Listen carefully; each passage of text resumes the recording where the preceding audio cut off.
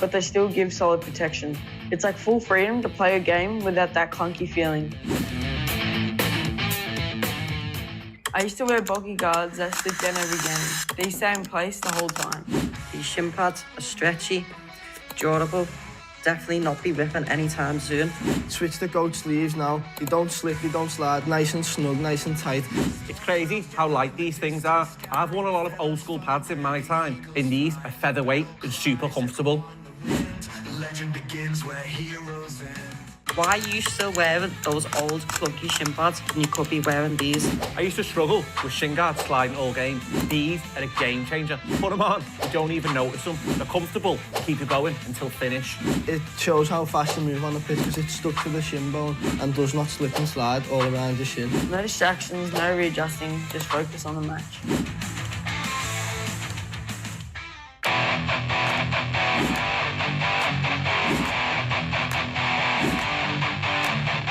What I like about these is you can wear them all day. Training, recovery, travel, they never lose shape.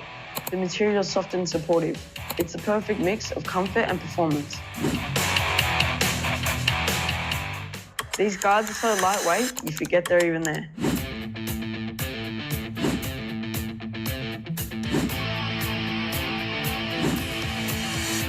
These guards are so lightweight, you forget they're even there, but they still give solid protection. It's like full freedom to play a game without that clunky feeling.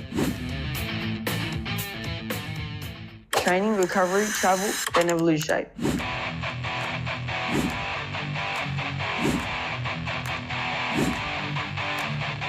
What I like about these is you can wear them all day. Training, recovery, travel, they never lose shape. The material is soft and supportive. It's the perfect mix of comfort and performance.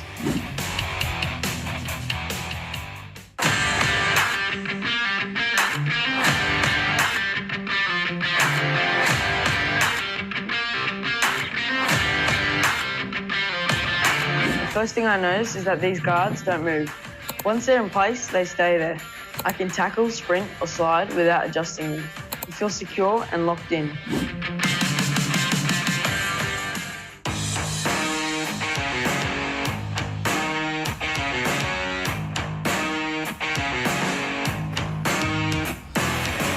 My first impressions of the GOATS guards, honestly, super light and super clean. Straight away, you can tell they're built to move with you. No bulk, just sleek protection that actually feels pro. These guards don't move. Hi everyone, I hope you're well. Happy Wednesday. I know it feels really strange having a live call on a Wednesday, but we did have a few technical issues yesterday. I thought I managed to get them sorted, but I'm hoping that you guys are seeing me and hearing me okay. Can anyone who's online with us, can you give us a thumbs up just so I know that you can see me and hear me okay? I've still had a few little issues today, but it looks like we've managed to get it resolved. So if you can hear me okay and you can see me okay, just give me a thumbs up.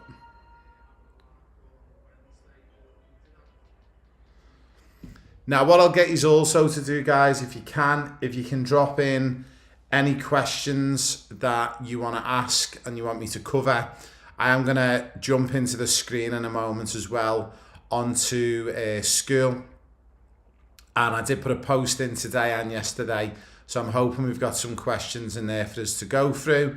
And then I'm going to be explaining a little bit about what we're going to be covering for the rest of the session, including one of the sessions tomorrow as well, which is going to be super exciting. We've got some exciting stuff to show you and to work through with you.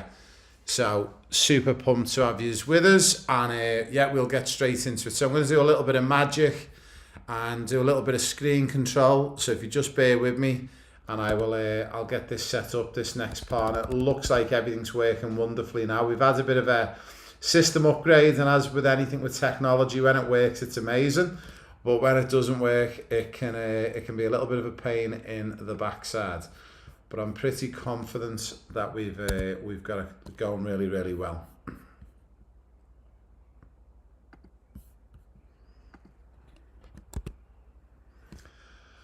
Okay, so a little bit of an update. A big thank you to everyone who's been helping us. You know that we've been on a mission to try and get up the rankings within school. I said if we could make it inside the top 5 for sports, it was going to change a lot of things for us, and not just to get in there for a week or two, but to stay in there. And also if we can make somehow the top 5 overall. So I'm just going to give you all a little bit of an update to show you all of the efforts that you've been doing. And before we do that, we've got a couple of special mentions. Khaleesi is absolutely on fire at the moment. Over 17,000 activities in the last 30 days, which is for the month of January. Xavier is on 11,000, which is no mean feat. And Joshua Vella is so close to cracking the 10,000. I hope he does it before January's out. But we have already pretty much ascertained that unless Xavier does something crazy over the next 24 hours, Khaleesi is going to be our winner for our 30-day leaderboards, which is super exciting for Khaleesi. So we've got a bit of a prize lines up for Khaleesi, which is going to be fantastic.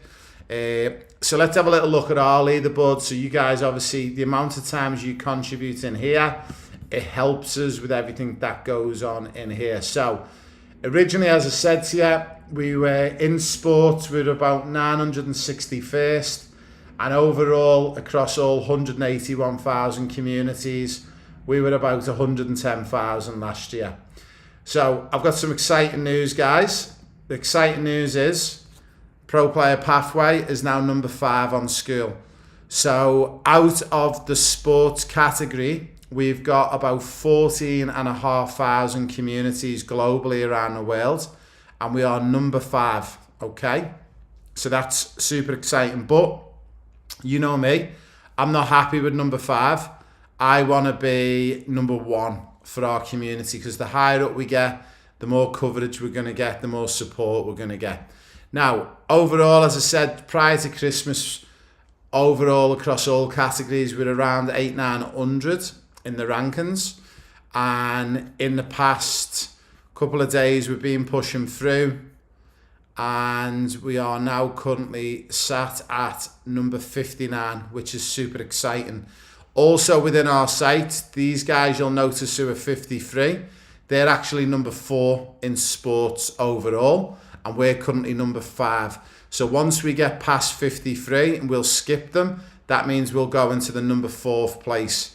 And then past that, we've got someone else who's in our sites as well. We noticed just up here in 32nd place. These guys are 3rd overall in sports. And once we get past these guys, not only will we be in the top 3 for sports, but we will be officially the number 1 school community on the planet for soccer or for football, which is going to be huge. So we are super, super pumped to get us there. So a big thank you. I've seen lots of thumbs up coming in, which is good. So you're all hearing me and seeing me, and that little technical glitch has gone away now. We have improved our system, because one of the things that we've done, we got a little bit of feedback saying that the live weekly calls are really amazing and you've loved them, but every now and again there's a little bit of speed issues and glitches. So we've upgraded to the next package up, which is the top one. It's costing us a lot of money, but we think you guys are worth it. We want to make sure these live streams that go on Facebook, Instagram, TikTok, and obviously on YouTube, they're all streamed on the multiple platforms, so you can watch them anywhere, wherever you are, and yeah, you'll be able to watch them with high quality and speed. We had one of our community members the other day. They were travelling overseas with mum and dad on a work trip, and they had Wi-Fi on the plane, and they said they were connected to us via the plane, watching the live call, which is pretty cool. So it's exciting to see, no matter where you are, whether you're 40,000 feet in the air or you're on the ground on the other side of the world, we can all connect in as one big amazing community. So well done to Khaleesi and the guys who are top of the leaderboards at the moment, and a big thank you to help us to getting into the top 5. But as I said to you guys, we don't want to be in the top 5. We want to be number 1. We want to be number 1 in sports, and we want to be number 1 overall. And we want to beat this pickleball school because they're number 1 in both categories. And yeah, we've got some super exciting news ahead once we get into those positions. So we're not too far away. And again, as ever, how it can be helped is by you guys posting, liking, replying, putting stuff in the community, asking me questions, send me video questions. Don't just type text messages in the DMs, okay? Post everything in the community. And that's how we're going to be able to effectively become the #1 platform on the planet, which is going to be super exciting for 2026. So what we're going to do is we're going to get straight in. I'm going to pull up my post if I can find it. And I asked for everyone just to drop on a little bit of the questions for today. So I'm just going to see if I can just find this post. But there's been a lot of posts going on today. This is amazing. Look at all these posts. Unbelievable how many posts you guys are doing at the moment. And this is really, really good to see. As you can see in that top right corner, I've got 99 plus notifications and 7 DMs. So I need to do a little bit of work when I get off today's call. Here we are. Okay, so for today's call. So we got one in from Ross. How do we get players to forget, move on after they've made a mistake? That's a great question. We'll have a little look at that one in a moment. I can't make tonight's call. My question is, what's the best way to defend in a 2v1 situation? So I'm thinking Joshua Vela means he's the one defender and he's got 2 attackers hunting him down. We will cover that one. That's a great question. What's the one key thing every player needs no matter the position? Well, I'm going to answer that one in a moment because I've got an answer for that straight away and we've actually touched on this one. Then we've got Marlon. I won't make the meeting. I bet. What are some strategies to help a positive mindset before a game?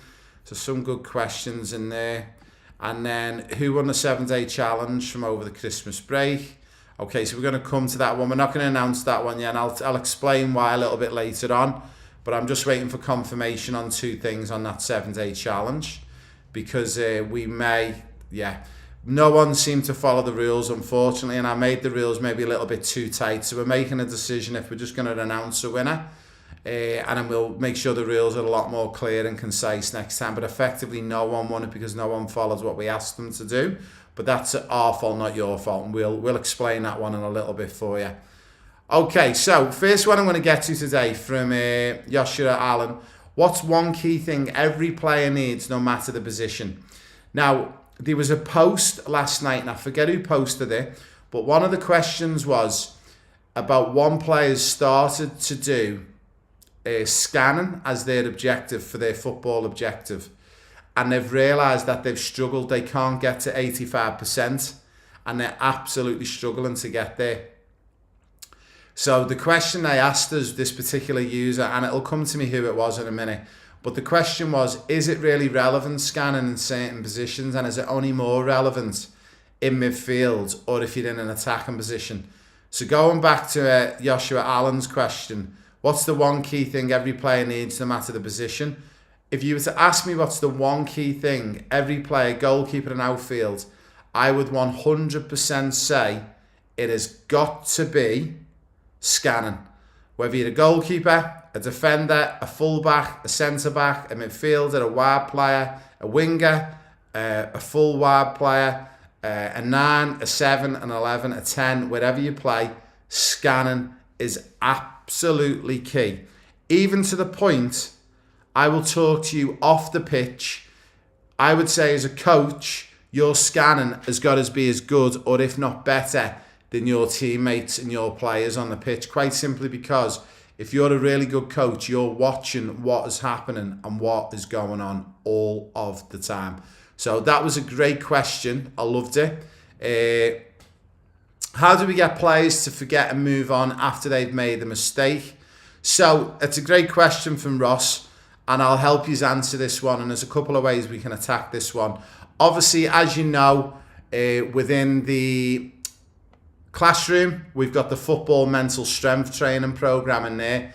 I would say that is the go-to. Now, the follow-on that we're going to move forwards with, moving forward, and based off that one, I've decided that what I'm going to do is I'm going to start taking you guys through the football mental strength training course, and we're going to do a series, and we've worked out it's going to take us about 16 weekly live calls to go through it. So what we're going to start to do is we're going to have a real focus on mental strength, and we're going to choose a day. So it might be Tuesdays or Thursdays.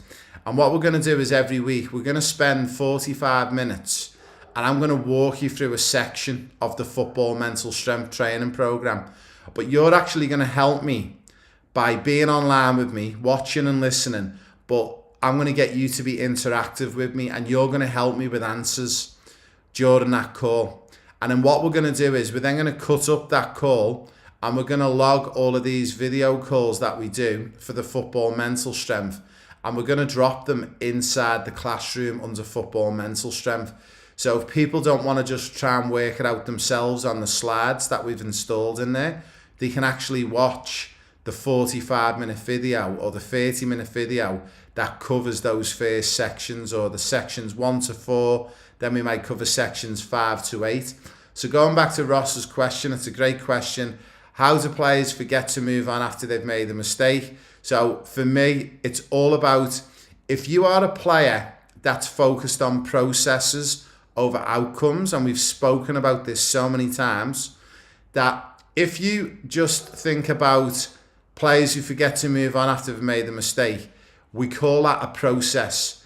And once we call it a process and we focus it as a process, then we don't need to worry about it as much, because we know if we work on processes over outcomes, then we are going to be winning hands down all day long. Now, one of the other things that you can do is as well, to finish off on that question, you can add in what's called a trigger. So what you can do is when you make a mistake or you do something wrong or you lose a ball, you have a series of triggers, okay? Now that trigger is going to make you forget quickly what you've done, because you haven't got time to be thinking about what you've done or not done. You need to put into action something quickly. So I'll give you an example.